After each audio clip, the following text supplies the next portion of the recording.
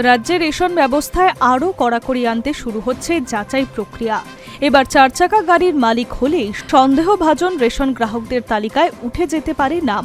শুধু গাড়ির মালিকানাই নয়, নির্দিষ্ট পরিমাণ জমি, ব্যবসায়িক পরিচয় কিংবা আর্থিক লেনদেনের তথ্যের ভিত্তিতেও গ্রাহকদের চিহ্নিত করা হচ্ছে। খাদ্য দফতর সূত্রে জানা গিয়েছে, প্রাথমিকভাবে সন্দেহজনক হিসেবে পরিচিত গ্রাহকদের রেশন কার্ড সাময়িকভাবে ব্লক করা হচ্ছে। পরে নথি যাচাইয়ের ভিত্তিতে কার্ড পুনরায় চালু করা হবে নাকি বাতিল করা হবে সেই বিষয়ে সিদ্ধান্ত নেওয়া হয়েছে। জানা গিয়েছে, এই বিষয়ে রাজ্য সরকারের পক্ষ থেকে বিভিন্ন জেলা খাদ্য দফতরে একটি স্ট্যান্ডার্ড অপারেটিং প্রসিডিউর পাঠানো হয়েছে। যদিও এটি আনুষ্ঠানিক নির্দেশিকা নয়, তবুও ওই এসওপি অনুসরণ করেই বর্তমানে যাচাই প্রক্রিয়া চালানো হচ্ছে।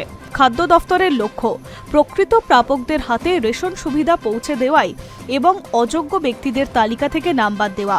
এসওপি অনুযায়ী প্রধানমন্ত্রী কিষাণ সম্মান নিধি প্রকল্পের নথিভুক্ত এমন ব্যক্তিরা যাদের প্রায় 2.5 একর ও তার বেশি জমি রয়েছে, তাদের নাম সন্দেহজনক গ্রাহকদের তালিকায় অন্তর্ভুক্ত করা হচ্ছে। পাশাপাশি কোনো ছোট বা বড় কোম্পানির ডিরেক্টর হিসেবে নাম থাকলেও সেই ব্যক্তির রেশন কার্ড সাময়িকভাবে ব্লক হতে পারে। এছাড়া কোনো ব্যবসায়িক বার্ষিক জিএসটি টার্নওভার 25 লক্ষ টাকা বা তার বেশি হলে সংশ্লিষ্ট গ্রাহক ও যাচাইয়ের আওতায় আসবেন। ইতিমধ্যেই পুরুলিয়া জেলায় এই প্রক্রিয়ার প্রভাব দেখা গিয়েছে। জেলা খাদ্য দফতরের তথ্য অনুযায়ী সেখানে প্রায় 3200 জন রেশন গ্রাহককে সন্দেহজনক হিসেবে চিহ্নিত করা হবে। তাদের রেশন কার্ড আপাতত ব্লক করা হয়েছে। পরবর্তীতে প্রয়োজনীয় নথি জমা দিয়ে যাচাই প্রক্রিয়ায় অংশ নিলে কার্ড পুনরায় চালু হতে পারে।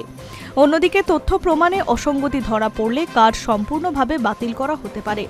খাদ্য দফতর সূত্রে জানা গিয়েছে, শুধুমাত্র তথ্যভিত্তিক যাচাইয়ের কারণে কার্ড বন্ধ করা হয়েছে বলে কোনো গ্রাহককে স্থায়ীভাবে সুবিধা থেকে বঞ্চিত করা হবে না। যাদের কার্ড ব্লক করা হয়েছে তারা সংশ্লিষ্ট দফতরে গিয়ে প্রয়োজনীয় নথি জমা দিয়ে পুনর্বিবেচনার আবেদন করতে পারবেন। নথি যাচাইয়ের পর যদি দেখা যায় যে ব্যক্তি প্রকৃতভাবে রেশন সুবিধার যোগ্য, তাহলে তার কার্ড পুনরায় সক্রিয় করা হবে। সম্প্রতি এমনই একটি ঘটনা সামনে এসেছে, যেখানে এক শ্রমজীবী ব্যক্তি খাদ্য দফতরের অফিসে গিয়ে জানতে পারেন যে তার রেশন কার্ড ব্লক করা হয়েছে। কারণ হিসেবে জানানো হয়েছে তার নামে একটি 4 চাকা গাড়ির জন্য তথ্য পাওয়া গিয়েছে। পরে তিনি বিষয়টি নিয়ে বিস্তারিত তথ্য জানার জন্য দফতরের সঙ্গে যোগাযোগ করেন। এই ধরনের ঘটনা বর্তমানে সাধারণ মানুষের মধ্যে আলোচনার বিষয় হয়ে উঠেছে। বিশেষজ্ঞদের মতে, সরকারি তথ্য ভাণ্ডারের সমন্বয়ের মাধ্যমে প্রকৃত উপভোক্তাদের চিহ্নিত করার উদ্যোগ ইতিবাচক হলেও ভুল তথ্য বা পুরনো নথির কারণে যাতে কোনো যোগ্য ব্যক্তি হয়রানির শিকার না হন সেই বিষয়েও প্রশাসনকে সতর্ক থাকতে হবে।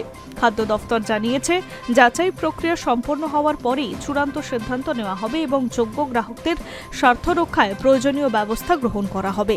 High news network.